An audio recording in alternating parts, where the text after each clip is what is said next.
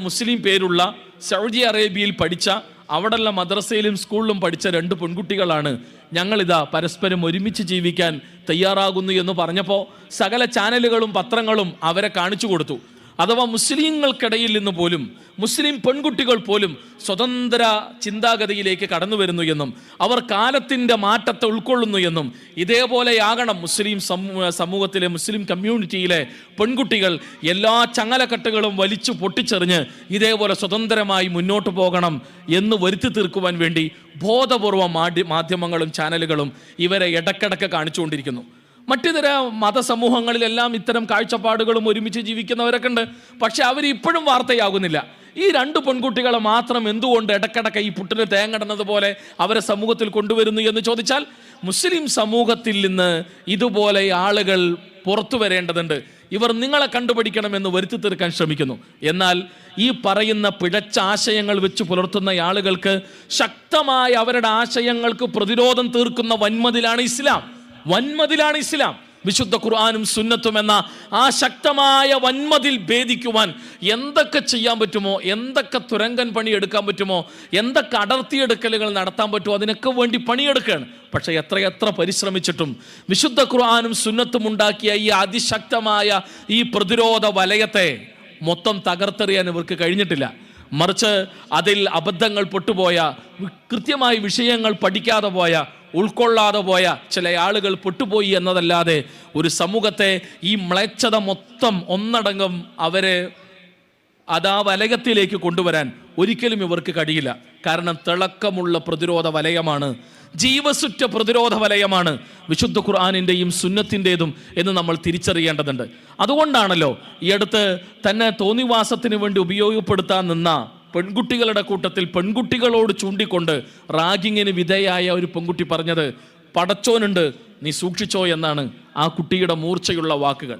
പടച്ചോനുണ്ട് സൂക്ഷിച്ചോ, നീ മറക്കണ്ട എന്ന വർത്തമാനം പറയുമ്പോൾ അവളെ തങ്ങളുടെ കൂട്ടുകാരികളെല്ലാം പറഞ്ഞ ആവേശത്തിന്, തങ്ങളുടെ മനസ്സിലുണ്ടായ തോന്നലിലുള്ള ഒരു തോന്നിവാസത്തിന് ഉപയോഗപ്പെടുത്താൻ നിന്നപ്പോൾ മൂർച്ചയുള്ള ഈ വാക്കുകൾ കേട്ടപ്പോഴാണ് അതിൽ നിന്ന് ചില ആളുകൾ മാറി ചിന്തിച്ചത്.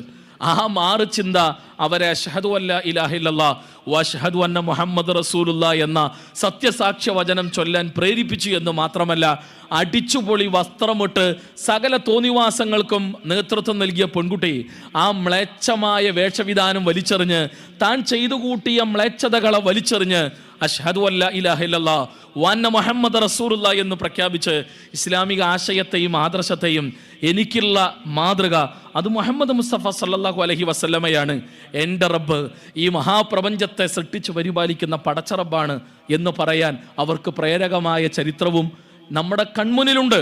ഇത് നൂറ്റാണ്ടുകൾക്ക് മുമ്പുള്ള ചരിത്രമല്ല, ഏതാനും വർഷങ്ങൾക്ക് മുമ്പുള്ള നമ്മുടെ മുന്നിൽ ജീവിക്കുന്ന ചില സത്യങ്ങളുണ്ട്. അതുകൊണ്ട് നമ്മുടെ മക്കളുടെ തലച്ചോറിനെ, നമ്മുടെ മക്കളുടെ മനസ്സുകളെ ഇത്തരം ആഭാസങ്ങൾ സ്വാധീനിക്കരുത്. ഇത്തരം മ്ലേച്ഛതകളിലേക്ക് നമ്മുടെ കുട്ടികളുടെ മനസ്സും ചിന്തയും പോയിപ്പോകരുത്. മറിച്ച് അള്ളാഹുവിൻ്റെ കൽപ്പനകളും നിയമങ്ങളും നിർദ്ദേശങ്ങളും അനുസരിച്ച് ജീവിക്കേണ്ടവളാണ്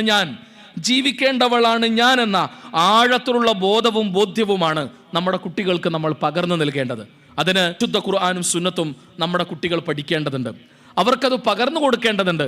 അവർക്ക് കൃത്യമായി അവരുടെ ഹൃദയങ്ങളിലേക്ക്, മനസ്സുകളിലേക്ക് നമ്മൾ പകർന്നു നൽകേണ്ടതുണ്ട്. ഇന്നത്തെ എല്ലാ സാധ്യതകളും ഉപയോഗിച്ചുകൊണ്ട് പകർന്നു നൽകാൻ നമുക്ക് കഴിയണം. അത് ചേർത്ത് പിടിക്കലിലൂടെയാണ് നമുക്ക് കഴിയുക. ഇന്ന് നമുക്ക് പലപ്പോഴും ഒന്നിനും നേരല്ലല്ലോ. ഇതൊരു വലിയ പ്രശ്നമാണ്. നമ്മുടെ കുട്ടികളുടെ സങ്കടങ്ങൾ കേൾക്കാൻ നമുക്ക് നേരല്ല, നമ്മുടെ കുട്ടികളുടെ പരാതികൾ കേൾക്കാൻ നമുക്ക് നേരല്ല. എന്നിട്ട് നമ്മൾ പറയും, നമ്മുടെ കുട്ടികൾ ചിലപ്പോൾ ലഹരിയിലോ അതുമല്ലെങ്കിൽ ഇത്തരം ആഭാസങ്ങളിലോ തോന്നിവാസങ്ങളിലോ പോയി പെടുമ്പോൾ അവരൊന്നും അങ്ങനെ ചെയ്യില്ല, എൻ്റെ കുട്ടികൾ അങ്ങനെ ചെയ്യില്ല, നമ്മൾ ഭയങ്കര ധൈര്യത്തിൽ നിൽക്കും. പിന്നെയാണ് അവരതിൽ പെട്ടുപോയി എന്നറിയുമ്പോൾ പിന്നെ അവനെ അവിടെ ഇടിക്കലായി, തല്ലലായി, പ്രശ്നമായി, ചവിട്ടലായി, വീട്ടിൽ നിന്ന് പുറത്താക്കലായി, നിന്നെ എനിക്ക് കാണണ്ട എന്ന് പറയലായി, മരിച്ചാൽ പോലും നീ എൻ്റെ മയ്യത്ത് മുഖം കാണണ്ട വരണ്ട എന്നൊക്കെ പറഞ്ഞ് ഭയങ്കര ഡയലോഗ് അടിക്കും. അതിനൊക്കെ മുമ്പ് അത്തരം ഒരു അവസ്ഥയിലേക്ക് അവൻ പോയി പോകുന്നതിന് മുമ്പ് എൻ്റെ സംസാരങ്ങളോ സമീപനങ്ങളോ അത്തരം അവസ്ഥയിലേക്ക് പോയി പോകാൻ അവന് പ്രചോദനമായിട്ടുണ്ടോ എന്ന ഒരു ആഴത്തിലുള്ള തിരിച്ചറിവ് നമുക്കുണ്ടാകുന്നത് നന്ന്. കാരണം ഇന്നത്തെ പുതിയ കുട്ടികളുടെ മനഃശാസ്ത്രവുമായി ബന്ധപ്പെട്ട പുതിയ പഠനങ്ങൾ നമ്മെ ഓർമ്മപ്പെടുത്തുന്നത് കുട്ടികളുടെ സങ്കടങ്ങളും പരാതികളും അവൻ്റെ കുഞ്ഞു കുഞ്ഞു ആവശ്യങ്ങളും കേൾക്കാൻ നിന്നു കൊടുക്കാനുള്ള മനസ്സും സമയവും രക്ഷിതാക്കളായ നമുക്കുണ്ടാകേണ്ടതുണ്ട്. നമ്മുടെ ചെറിയ മക്കൾ അവർ കളിക്കുന്നതിനിടയിലായിരിക്കാം ഒരു പക്ഷേ നമ്മുടെ അടുത്ത് ഒരു പരാതിയായിട്ട് വരിക, വാപ്പാ പെൻസിൽ പൊട്ടി, ഉമ്മ പെൻസിലിൻ്റെ മുന പൊട്ടി എന്നുള്ള പരാതിയായി പറയാനാണ് അവൻ വരിക. അപ്പം നമ്മൾ ഭയങ്കര അടുക്കള പണി തിരക്കിലായിരിക്കും, അല്ലെങ്കിൽ നമ്മൾ വേറെന്തെങ്കിലും തിരക്കിലായിരിക്കും, അല്ലെങ്കിൽ നമ്മൾ വെറുതെ മൊബൈലിൽ ഇങ്ങനെ നോക്കി നിൽക്കായിരിക്കും. അപ്പോഴാണ് ഉപ്പാൻ്റെ അടുത്ത്, ഉമ്മാൻ്റെ അടുത്ത്, വല്യുപ്പാൻ്റെ അടുത്ത്, വല്യുമ്മാൻ്റെ അടുത്ത് അവനെ സംബന്ധിച്ചോളം പെൻസിലിൻ്റെ മുന പൊട്ടുക എന്നുള്ളത് ഭയങ്കര വലിയ സങ്കടമാണ്, വലിയ പ്രശ്നമാണ്. അതായിട്ടായിരിക്കും അവൻ വരിക. പക്ഷേ ഒന്ന് കേൾക്കാൻ പോലും നമ്മൾ തയ്യാറല്ല, കേട്ട ഭാവം പോലും നമ്മൾ നടിക്കണില്ല. മറിച്ച് അവിടെ പോയി അവിടെ പോയി കളിക്കണം, ഇവിടെ പിന്നെയും വന്ന് പ്രശ്നം ഉണ്ടാക്കണം. അവൻ പോവാണ്. രണ്ടാമത്തെ വട്ടം അവൻ വരും, ഇതുപോലെ അവൻ്റെ പെൻസിൽ പൊട്ടിയ, ചിലപ്പോൾ പെൻസിലിന് പകരം ചിലപ്പോൾ വേറെന്തെങ്കിലും ആയിരിക്കാം, അവൻ്റെ കളിപ്പാട്ടം വല്ലതും പൊട്ടിയതായിരിക്കാം. മൂന്നാമത്തെ വട്ടവും അവൻ വന്നേക്കാം, നാലാമത്തെ വട്ടം അവൻ വരില്ല. കാരണം അവൻ്റെ പ്രതീക്ഷക്കൊത്ത് ഒരു ആശ്വാസം ഇവിടെ നിന്നില്ല. അവൻ്റെ സങ്കടം കേൾക്കാൻ എനിക്കാരുമില്ല എന്ന് തോന്നൽ ആ കുഞ്ഞു മനസ്സിൽ ഉണ്ടായി തുടങ്ങുകയാണ്.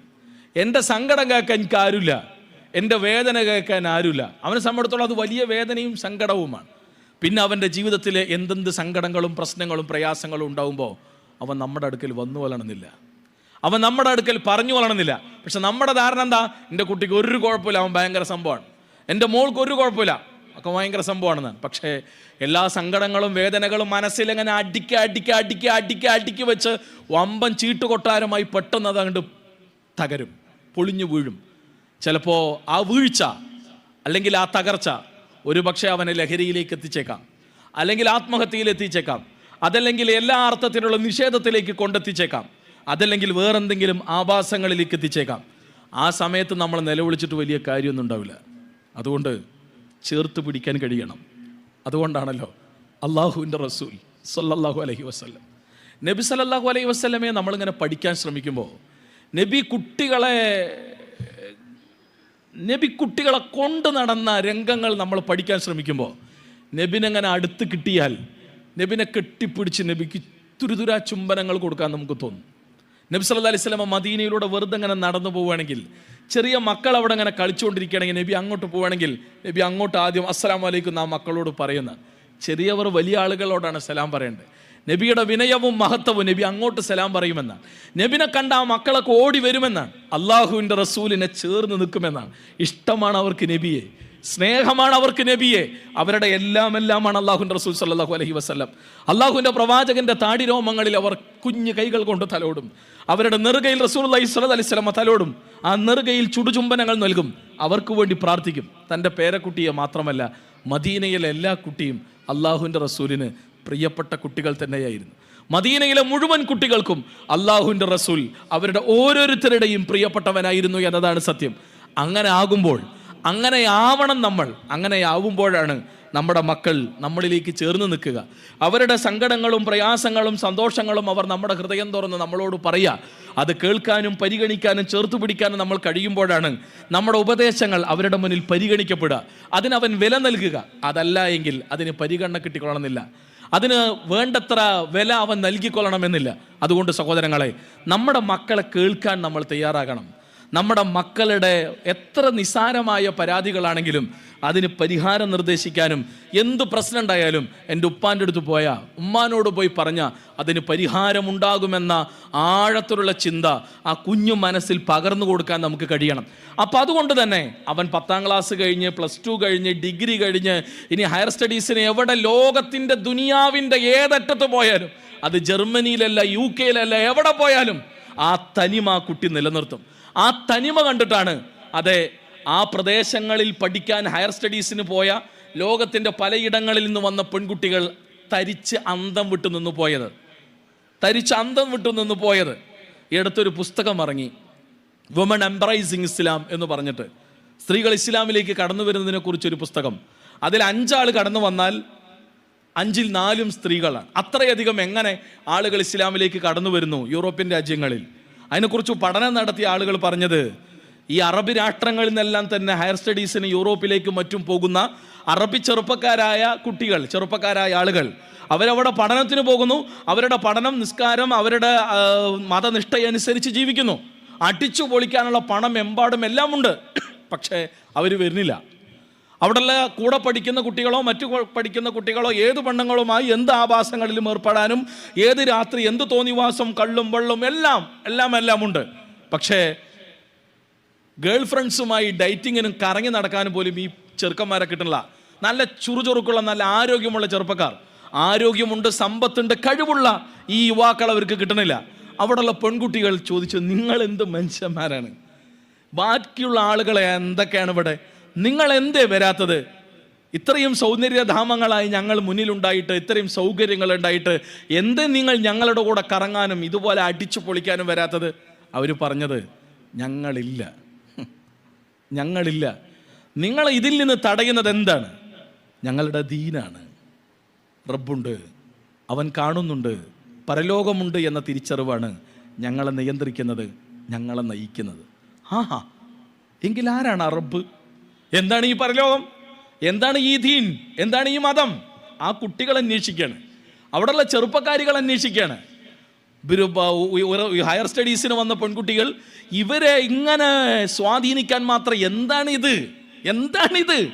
ഈ ഭൗതികമായ എല്ലാ സൗകര്യങ്ങളെയും എല്ലാം തന്നെ അത് ശരിയല്ല എന്ന് പറഞ്ഞ് ഇങ്ങനെ വിശുദ്ധമായ ജീവിതം നയിക്കാൻ മാത്രം ഇവരെ സ്വാധീനിക്കുന്ന ആ ആരാണ് ഈ മുഹമ്മദ് നബി? എന്താണ് ഈ ദീന്? എന്താണ് ഈ പരലോകം?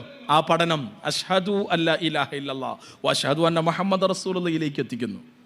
എന്നാൽ നമ്മളിവിടെ ഇരുന്ന് അവിടെയുള്ള സകല തോന്നിവാസ പിഴച്ച സംസ്കാരവും നമ്മൾ പേറിക്കൊണ്ടിരിക്കുന്നു, നമ്മൾ കൊണ്ടുനടന്നുകൊണ്ടിരിക്കുന്നു. അതിൻ്റെ ഭാഗം എന്നോണം നമ്മുടെ ഹെയർ സ്റ്റൈലിൽ പണ്ടുണ്ടായിരുന്ന 1960കളിലെ ഹ്യൂമനിസ്റ്റുകളായ ഹിപ്പികൾ കൊണ്ടുവന്ന അന്നത്തെ ഹിപ്പി സ്റ്റൈല്, അന്നത്തെ പല ചെറുപ്പക്കാരുടെയും സ്റ്റൈൽ ഹിപ്പി സ്റ്റൈലായിരുന്നു.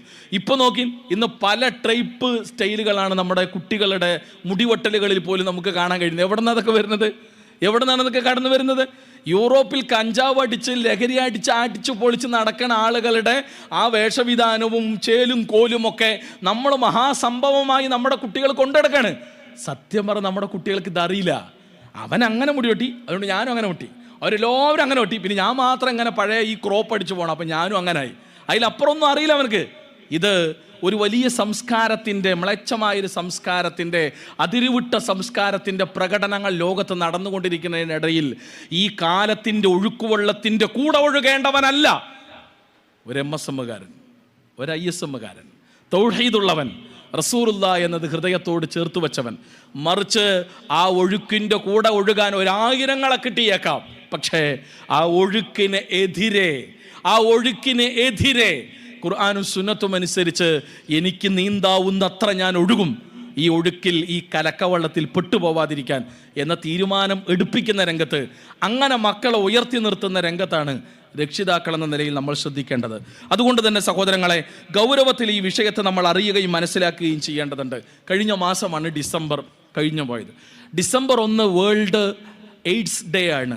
ലോകം എയ്ഡ്സ് ദിനമായി ആചരിക്കുകയും ആ രംഗത്തുള്ള ഭയങ്കരമായ ബോധവൽക്കരണ പ്രവർത്തനങ്ങൾ ലോകത്തെമ്പാടും നടന്നുകൊണ്ടിരിക്കുകയാണ്.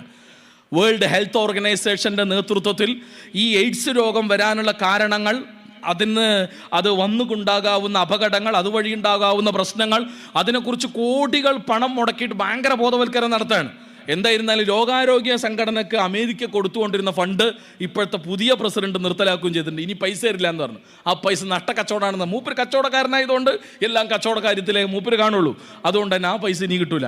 പക്ഷേ ഈ ഓർഗനൈസേഷൻ്റെ എല്ലാം ബോധവൽക്കരണങ്ങൾ നടക്കുന്നിടത്ത് അവരെല്ലാം മുന്നിൽ വെച്ചൊരു കാര്യം ഇത്രയേ ഉള്ളൂ: ഈ മ്ലേച്ഛമായ HIV പോസിറ്റീവ് എന്ന എയ്ഡ്സ് രോഗം മനുഷ്യനെ വരാതിരിക്കാൻ എന്താണ് ചെയ്യേണ്ടത് എന്നതിന് അവർ പറഞ്ഞ ഉത്തരം, നിങ്ങൾ സുരക്ഷാ മാർഗങ്ങൾ ഉപയോഗിക്കൂ എന്നാണ്. കോണ്ടംസ് ഉപയോഗിക്കുമെന്നാണ് ഇവർ പറഞ്ഞ്. എന്നാലോചിച്ച് നോക്കി, തോന്നിവാസമൊക്കെ ചെയ്തോ, പക്ഷെ ഇത് ഉപയോഗിക്കണം എന്ന് പറഞ്ഞു. അവിടെ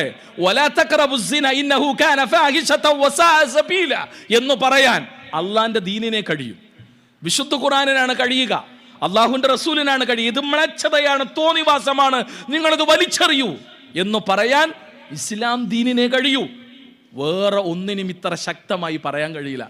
അതുകൊണ്ടാണ് ഈ മ്ലേച്ഛതകൾ കൊണ്ടു നടക്കുന്ന ആളുകൾക്ക് ഇസ്ലാം എന്ന ഈ മഹിതമായ ആശയത്തോടും ആദർശത്തോടും ഇത്രമേൽ വെറുപ്പും മറപ്പും ഉള്ളത് എന്ന് നമ്മൾ തിരിച്ചറിയേണ്ടതുണ്ട്. അരുതെന്ന് പറയാൻ അതല്ല പരിഹാരം, മറിച്ച് ആ മ്ലേച്ഛതകളിൽ നിന്ന് മാറി നിൽക്കലാണ് പരിഹാരം എന്ന് പറയാൻ അള്ളാഹുവിൻ്റെ ദീനിനാണ് കഴിയുക. ആ ഒരു ബോധവും തിരിച്ചറിവാണ് നമ്മുടെ കുട്ടികളുടെ ഹൃദയങ്ങളിലേക്കും മനസ്സുകളിലേക്കും നമ്മൾ പകർന്നു നൽകേണ്ടത്. നിങ്ങൾ നോക്കി എത്രമേൽ ലഹരി വ്യാപകമായി കൊണ്ടിരിക്കുകയാണെന്ന്. എങ്ങനെയാണ് ഇവരെല്ലാം ഇതിൽ പെട്ടുപോകുന്നത്? ഏറെ സങ്കടകരം. നമ്മൾ കണ്ടല്ലോ, ഏതാനും ദിവസങ്ങൾക്ക് മുമ്പ് ഒരു ചെറുപ്പക്കാരൻ ഉമ്മാനെ വെട്ടിക്കൊല്ലുകയാണ്. എന്നിട്ട് അവൻ പറഞ്ഞ വർത്താനാണ് അതിനേക്കാൾ വലിയ സങ്കടം. എനിക്ക് ജന്മം നൽകിയതിനുള്ള ശിക്ഷ ഞാൻ നടപ്പാക്കുകയാണ് ചെയ്തതെന്നാണ് പറഞ്ഞത്. ഉമ്മാനെ വെട്ടിക്കൊല്ലാൻ എനിക്ക് ജന്മം നൽകിയതിനുള്ള ശിക്ഷ ഞാൻ നടപ്പാക്കിയെന്നാണ് ആ ലഹരിയുടെ ഉന്മാദത്തിൽ ആ ചെക്കൻ പറഞ്ഞ വർത്തമാനം. അവനെ വെട്ടിക്കൊല്ലുമ്പോൾ മൂർച്ചയുള്ള ആയുധം ആ ഉമ്മാൻ്റെ ശരീരം തുളഞ്ഞ് ചോര ചീറി പുറത്തു വരുന്നതിനേക്കാൾ കൂടുതൽ ആ ഉമ്മാനെ വേദനിപ്പിച്ചിട്ടുണ്ടാവില്ലേ ഈ വാക്കുകൾ? എൻ്റെ കുട്ടിയാണല്ലോ ഇത് ചെയ്യണേ. അവൻ്റെ ചെറുപ്പത്തിൽ അവൻ്റെ കാലിലൊരു കൊതുക് കടിച്ചപ്പോൾ, അവനൊരു ഉറുമ്പ് കടിച്ചപ്പോൾ, ആ കൊതുക് കടിയും ഉറുമ്പ് കടിയും കൊണ്ട് അവൻ കരഞ്ഞപ്പോൾ ആ ഉമ്മ ആ വേദനിക്കുന്ന ഭാഗത്ത് ആ ഉറുമ്പ് കടിച്ചതിൻ്റെ കൊതുക് കടിച്ചതിൻ്റെ ചെറിയ തടുപ്പിൽ ആ വിരൽ വെച്ച് തലോടിക്കൊണ്ട് ആ കുഞ്ഞിനെ തൻ്റെ നെഞ്ചിലേക്ക് ചേർത്ത് വെച്ച് ആശ്വസിപ്പിച്ച ആ ഉമ്മാൻ്റെ നെഞ്ചിലേക്കാണ് ഈ ആഞ്ഞുള്ള വട്ടലുകൾ എന്ന് നമ്മൾ ഓർക്കേണ്ടതുണ്ട്. എങ്ങനെയാണ് ഈ കുട്ടികൾക്ക് ഇങ്ങനെയാകാൻ കഴിയണേ? സ്വന്തം ഉമ്മാനോട് ചേ എന്ന് പറയരുത് എന്ന് പറഞ്ഞ ദീൻ സ്വന്തം ഉമ്മാൻ്റെ കഴുത്തെറുക്കാനും സ്വന്തം ഉമ്മാൻ്റെ നെഞ്ചു വെട്ടിക്കീറാനും സ്വന്തം വാപ്പാനെ പണം തന്നില്ല എന്ന് പറഞ്ഞ് ശ്വാസം മുട്ടിച്ച് കൊല്ലാനും തൻ ജനിപ്പിച്ച അല്ലെങ്കിൽ തന്നിലുണ്ടായ കുഞ്ഞിനെ മദ്യം കുടിച്ച് ലഹരി ബാധിച്ച് വീട്ടിൽ വന്ന് പ്രസവിച്ച് കിടക്കുന്ന തൻ്റെ ഭാര്യയുടെ അടുത്ത് 2-3 ദിവസം മാത്രം പ്രായമായ ചോരക്കുഞ്ഞിനെ അവൻ്റെ കാല് പിടിച്ച് ആ കുഞ്ഞിൻ്റെ തല ചുമരിൽ അടിച്ച് എന്നിട്ട് കൊന്നിട്ട് പിറ്റേന്ന് ലഹരിയെല്ലാം ഒഴിഞ്ഞപ്പോൾ രാവിലെ എന്നിട്ട് കരയണ മോങ്ങിക്കരയണ ഇവനൊക്കെ എന്താ പറയേണ്ടത്? എന്താണ് ചെയ്യേണ്ടത്? എങ്ങനെയാവുകയാണ് ഇതെല്ലാം? ഇസ്ലാം പറയുന്നത് എല്ലാ തിന്മകളുടെയും ഉമ്മുൽ ഖബായിസ്, സകല ആഭാസങ്ങളുടെയും തുടക്കവും ആ തുടക്കമാണ് ഈ പറയുന്ന ഈ മദ്യം അല്ലെങ്കിൽ ലഹരി. അതെന്തുമാകട്ടെ. ഇന്നലകളിൽ അത് പട്ടച്ചാരായും കള്ളൊക്കെ ആയിരുന്നുവെങ്കിൽ ഇന്ന് എന്തൊക്കെയാണ്? ഇന്ന് MDMA, ഹെറോയിൻ, അതേപോലെയുള്ള പല ടൈപ്പ് സാധനങ്ങളാണ് ഇന്ന് വ്യാപകമായി കൊണ്ടിരിക്കുന്നത്. ചില ആളുകൾ അത് നാവിൽ വെക്കുന്നു, ചില ആളുകൾ സ്റ്റാമ്പായി നാവിൽ ഒട്ടിക്കുന്നു. മുമ്പൊക്കെ എന്ന് പറഞ്ഞാൽ പോലീസുകാർക്ക് കള്ളു കുടിച്ച ആളുകളെയൊക്കെ പിടിക്കാൻ വേണ്ടി ഒരു ഡിറ്റക്ടർ വെച്ച ഊതിയ ബീപ്പ് സൗണ്ട് അടിക്കും. പക്ഷേ ഇന്ന് ചില ലഹരികൾ, ഈ MDMA അടക്കമുള്ള ലഹരികൾ ഉപയോഗിച്ച് അവൻ ഊതിയിട്ടും കാര്യമൊന്നുമില്ല, ഇവിടെ അടിക്കൂല. പക്ഷെ അതിനേക്കാൾ ഭയങ്കര ലഹരിയിലായിരിക്കും ഇവരുണ്ടാവുക.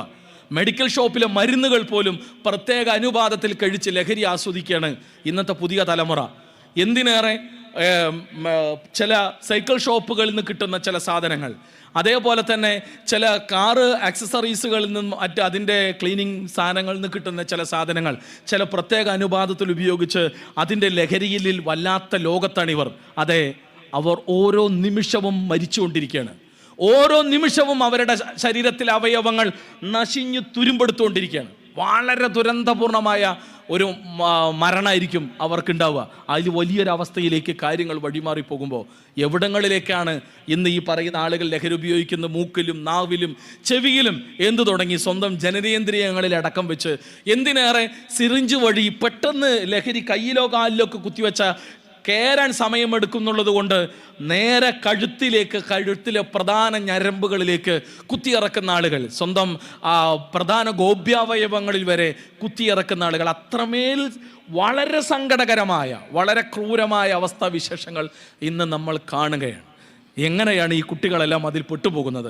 പലപ്പോഴും പെട്ടുപോയ കുട്ടികൾക്ക് രക്ഷപ്പെടാൻ പോലും കഴിയാതെ കുടുങ്ങിക്കിടന്ന് അതിൽ നിന്ന് എന്നേക്കുമായി ഇല്ലാതാകുന്ന ആളുകൾ ഇന്ന് എടുത്തു നോക്കി. പുതിയ കൊലപാതകങ്ങൾ, പല ടൈപ്പ് കൊലപാതകങ്ങൾ. മുമ്പൊക്കെ കുത്തിക്കൊന്നു എന്ന് നമ്മൾ കണ്ടുള്ളൂ, അല്ലെങ്കിൽ ഒരു വെട്ടിന്, അല്ലെങ്കിൽ പെട്ടെന്ന് അബദ്ധത്തിൽ കൊല്ലപ്പെട്ടു, അല്ലെങ്കിൽ അറിയാതെ അടിച്ചു, അറിയാതെ കൊണ്ടു, അങ്ങനെ മരിച്ചു, ഇതൊക്കെ കേട്ടത്. പക്ഷെ ഇന്ന് അങ്ങനെയല്ല. ഇന്നത്തെ ഈ അടുത്ത കാലത്ത് നടന്ന ഓരോരോ കൊലപാതകങ്ങൾ നിങ്ങൾ എടുത്തു നോക്കി. ഈ ഗുണ്ടകളും, ഈ പറയുന്ന കൊട്ടേഷൻ ഗുണ്ടകളും, ഈ പറയുന്ന ആളുകളും, ഈ ലഹരിക്കടിമകളായ ആളുകൾ ചെയ്യുന്ന ഓരോ കൊലയും അതിമേൽ ക്രൂരമായ കൊലപാതകങ്ങളാണ്. 52 വെട്ടുവെട്ടുക, അതോടൊപ്പം തന്നെ കഴുത്തറുത്ത് കൊല്ലുക, അതേപോലെ തന്നെ ശരീരാവയവങ്ങൾ കഷ്ണമാക്കി നുറുക്കി നായൊക്കെ തിന്നാൻ കൊടുക്കുക, അതേപോലെ തന്നെ ഷൂട്ട് കേസിലാക്കുക, എന്നിട്ട് പലയിടത്തും കൊണ്ടിടുക. എന്തെല്ലാം ക്രൂരമായ വിനോദങ്ങളാണ്.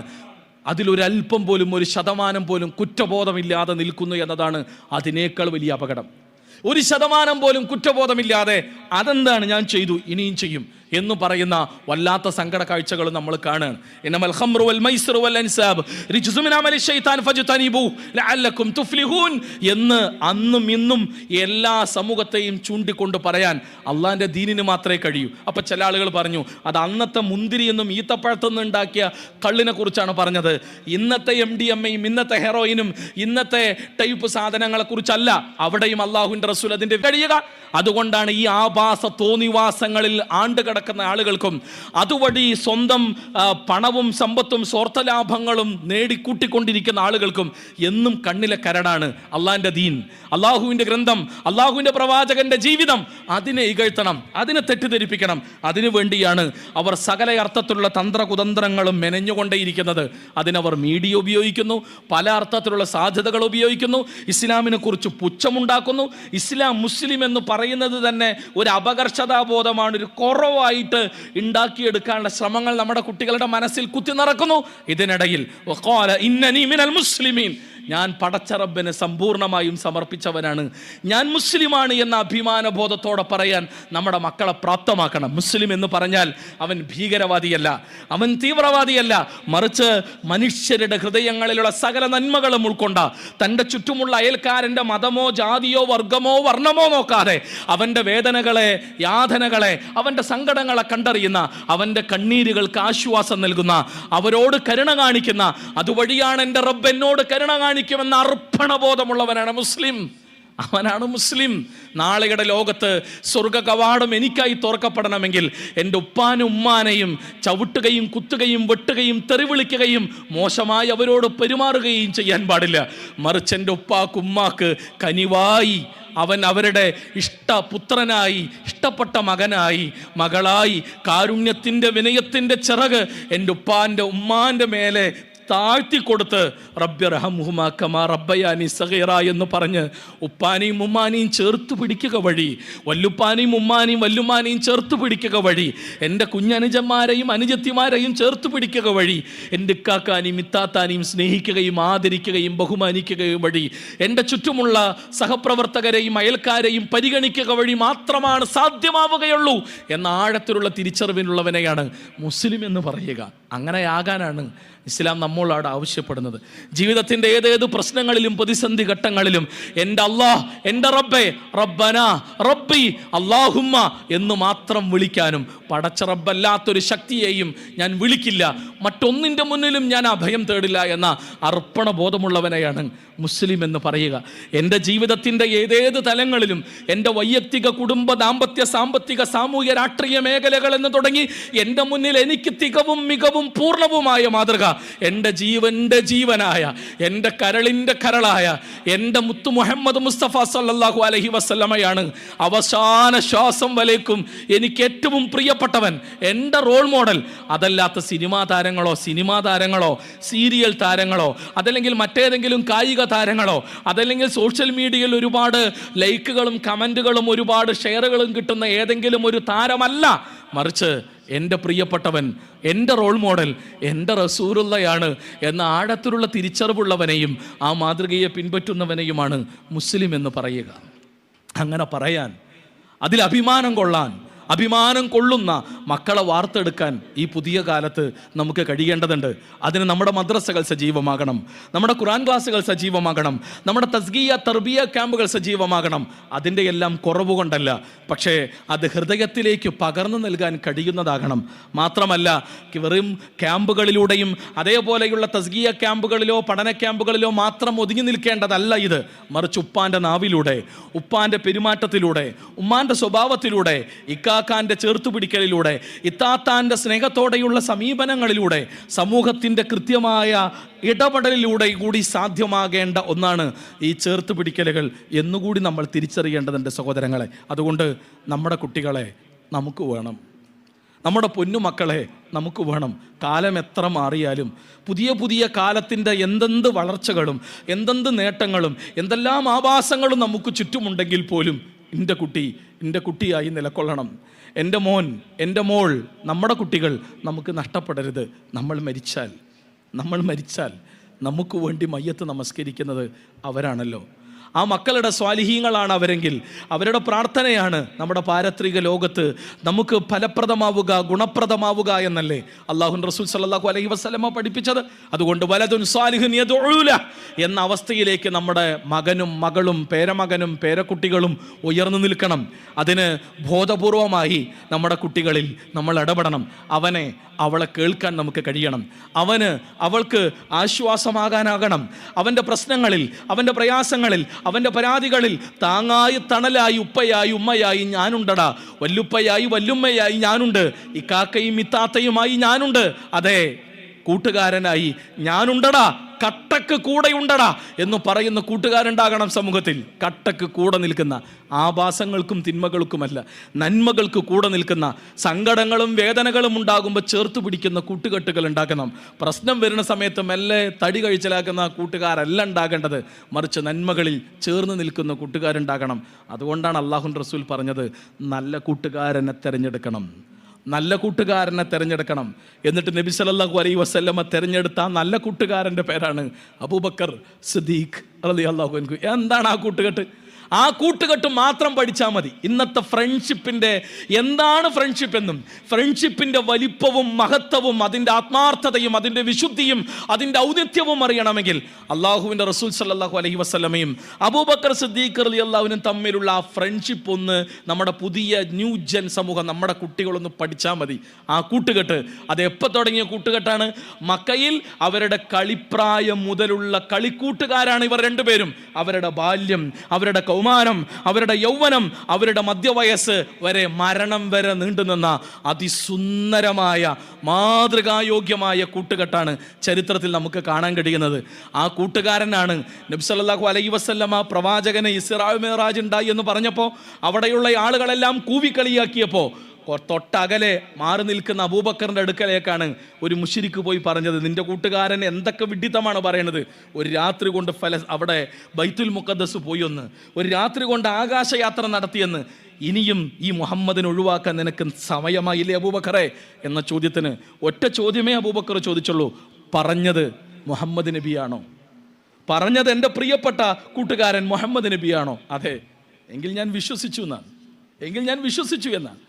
ആളുകൾ മുഴുവൻ കൂവി കളിയാക്കുന്ന സമയത്ത് അബൂബക്കറിൻ്റെ വരവ് കണ്ട് പ്രതീക്ഷിച്ച് നിൽക്കുന്ന റസൂലുള്ളാഹി സ്വല്ലല്ലാഹി അലൈഹി വസല്ലമയുടെ രംഗം ചരിത്രത്തിൽ നമുക്ക് കാണാം.